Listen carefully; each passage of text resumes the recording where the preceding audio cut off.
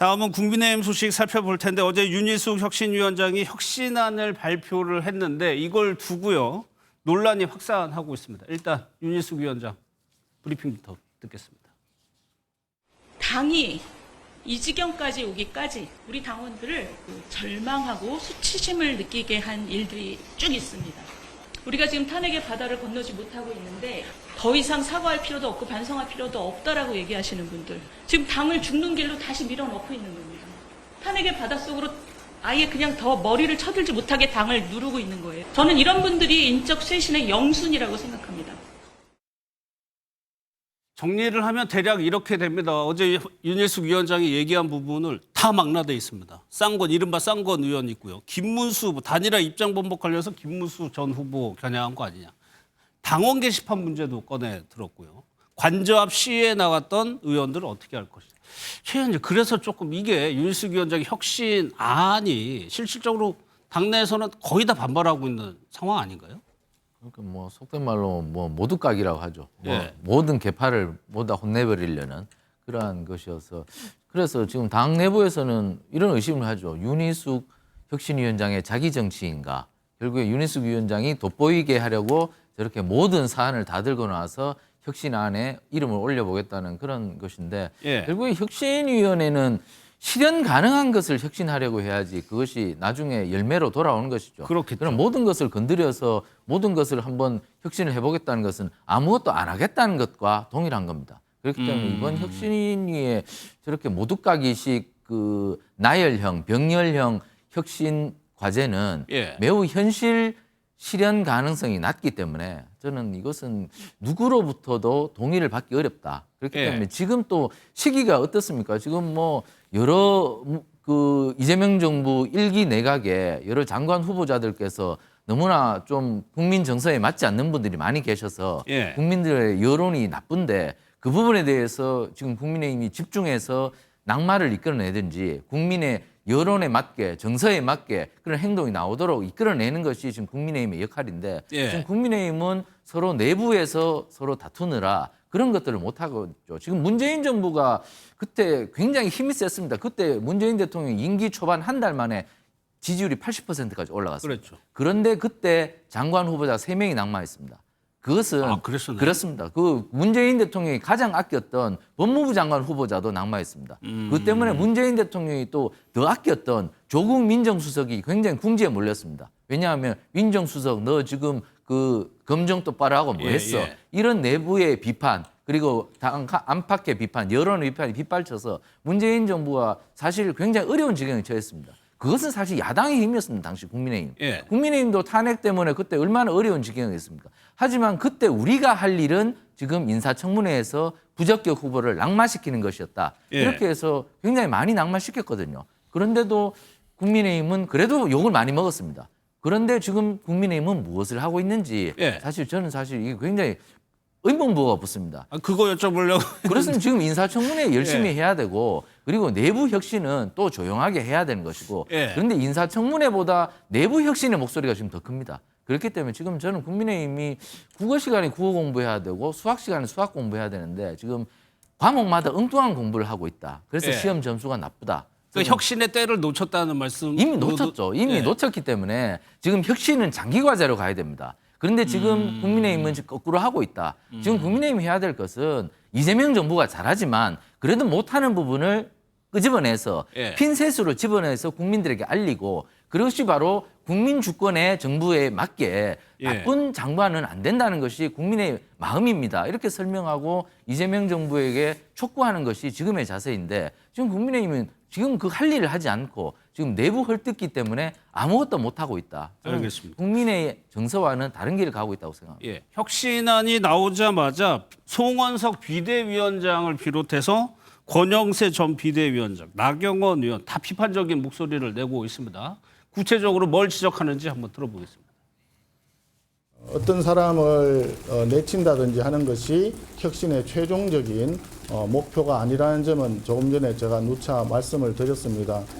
경우에 따라서는 비대위원회와 혁신위원회가 함께 연석회의를 통해서 이 난국을 어떻게 조화롭게 헤쳐나갈 것인가 이런 의견들을 나누는 것이 또 좋은 방안이 아닐까 그런 의견들도 있었다는 점을 말씀드립니다. 저희들이 단일화를 추진 안 할 수가 없었죠. 그리고 실제 우리 당원들 80% 이상 거의 90% 가까운 당원들이 이 단일화를 이뤄내야 된다 얘기를 했고, 그래서 그런 부분에서 저희들은 오히려 안 하는 게 사실은 배임이라고 할까요? 직무유기랄까요? 그렇게 되는 거죠. 잘못하면 사과의 무한 반복만 하게 되지 않느냐 이런 걱정이 듭니다. 저희가 계엄에 대해서 사과를 했고요. 그리고 이미 단절도 된 탈당을 건가요? 했습니다. 왜 사과를 해야 되죠? 탄핵 반대를 한 것에 대해서. 보신 것처럼 전현 지도부 그리고 당권 주자로 거론되는 나경원 의원까지 비판적인 목소리를 내고 있다. 그러면 실현 가능성은 떨어질 수밖에 없고, 그럼 이수근 위원장께 그래서 그러다 보니까 혁신안이 이렇게 내는 게 윤석열 위원장이 혹시 지도부하고 약속대로 하는 거 아니야? 이런 해석까지 나오는 상황이거든요. 뭐 저도 그렇게 생각하는 게 예. 뭐 한동훈 전 대표의 당원 게시판 논란까지 사과하라는 거잖아요. 예. 좀 뜬금이 없어요. 이건 결국에는 뭐 친윤도 죽고 친한도 죽이겠다. 다 죽자라고 하는 것인데 반면 생각해보면 다 사는 거 아니야? 결국엔 다 살리겠다는 거 아니야? 뭐 이런 생각이 들고요. 예. 일단 혁신의 대상자들이 목소리가 저렇게 크잖아요. 그러면 무슨 혁신이 되겠습니까?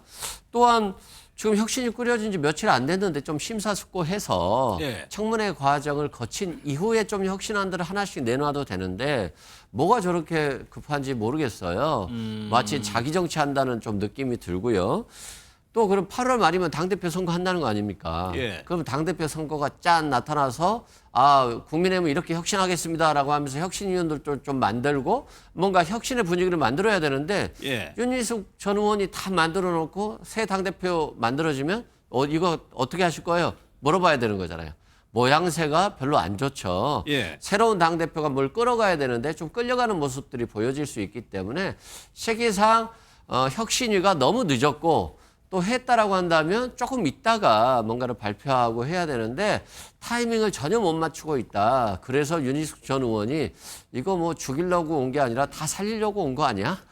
이런 사고를 할 수밖에 없는 상황 아닌가 싶어요. 예. 또 당내 갈등의 한 축이요. 권영세 의원과 한동훈 전 대표가 정면으로 충돌을 했습니다. 그 내용도 한번 들어보겠습니다.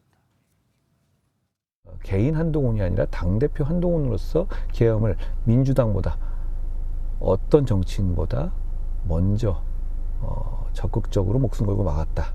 우리한테 돌아올 고통의 크기가 어마어마하다는 걸 알면서도 탄핵으로서 끌어내리는 그런 민주주의와 공화주의의 정신, 그것이 진짜 국민의힘의 정신이라는 말씀을 드렸죠.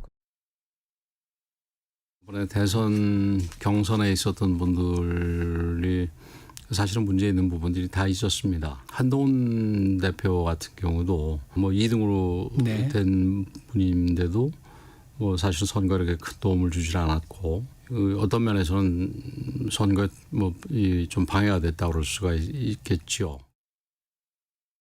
최 의원님, 그 혁신안을 두고 충돌이 있고 또 한 충돌이 전에 경선에서 2등을 말 그대로 2등을 한 후보와 전 지도부가 정면으로 또 충돌한 양상이거든요. 뭐 한동훈 대표 입장에서야 당권에 도전해야 되기 때문에 자기 목소리를 내는 것이 어떤 보면 당연한 걸 수도 있습니다. 그렇기 때문에 저런 목소리 나오는 것이고, 권영세 전 비상대책위원장 입장에서도 지금 당이 이 지경에 처하는 과정에서 어떤 일이 있었는지를 설명하는 과정이라고 봅니다. 그렇기 때문에 저 설명도 들을 만한 것이고, 한동훈 위원장도 나름대로 자신의 입장을 설명하는 것인데, 그러나 저는 저것이 일정 부분 선을 넘어서는 안 된다고 생각합니다. 서로에 대한 비판은 허용하지만 저것이 당의 자해를 하는 그러한 목소리가 나와서는 안 된다고 생각합니다. 그러니까 저 두 사람의 발언이 정상적인 비판의 수준을 넘어선다면 결국에는 당이 지금 지지율이 20%밖에 안 된다는데 10% 더 밑으로 내려갈 것이고, 지금 그렇다면 내년 지방선거가 사실 멀리 있다고 볼 수도 있겠지만 코앞으로 다가왔습니다. 이제부터는 지방선거 준비를 해야 되는데, 그러한 측면에서 너무 과한 자해로 흐르면 정말 내년 지방선거도 망칠 수가 있기 때문에 지금 수준까지는 괜찮은 거예요? 지금 수준 정도는 괜찮지만 지금 더 자해 수준으로 간다면 더 심해지면? 당이 어려운 지경에 처할 수밖에 없다. 그렇기 때문에 저는 지금 국민의힘이 잘 알아야 될 것은 예. 지금 이재명 정부, 이재명 더불어민주당 정부는 국민의힘을 내란 정당으로 몰아서 아주 위험한 지경으로까지 몰고 갈 겁니다. 예. 그렇기 때문에 그것은 과거에 박근혜 정부 때 통합진보당 해산 때처럼 예. 그 직전까지 정도 정당 해산에 준하는 그러한 조치까지 요구할 수도 있습니다. 예. 그렇기 때문에 국민의힘은 지금 정신을 똑바로 차려야 된다. 지금 밖에서 밀려오는 파도가 굉장히 세다. 그 파도를 막기 위한 방파제를 지금 하나씩 쌓아 나가야지. 예. 지금 있는 방파제마저 해체하고 나간다면 지금 걷잡을 수 없는 파도에 정당이 자멸할 수밖에 없을 터인데 예. 저는 국민의힘이 지금 바깥에서 밀려오는 파도에 대해서 너무 안이하게 생각하고 있는 것이 아닌가. 저는 위기와 경계의식을 좀 가져주길 바랍니다. 알겠습니다.